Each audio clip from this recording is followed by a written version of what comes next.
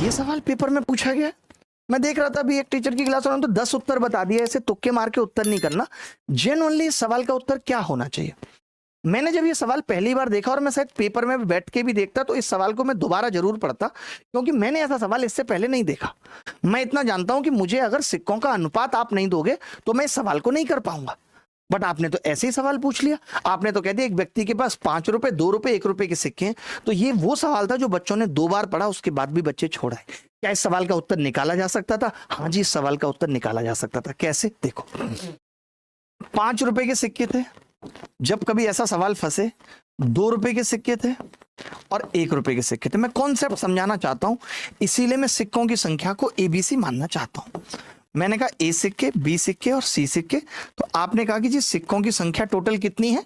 40 है, 40 लिख दीजिए। यहाँ पे लिख दिया जी।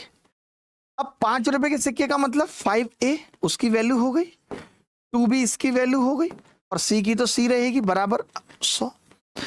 अब मुझे ए बताना था, तो मैंने क्या किया, इसमें से इसको घटाया तो पता चला कि 4A प्लस B बराबर 60 आ रहा है।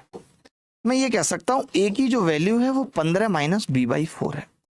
तो कोरिया का बच्चा बता सकता है कि जो ए की वैल्यू है 5 रुपए के सिक्कों की संख्या वो 15 से कम होगी, और 15 से कम एक ही ऑप्शन था।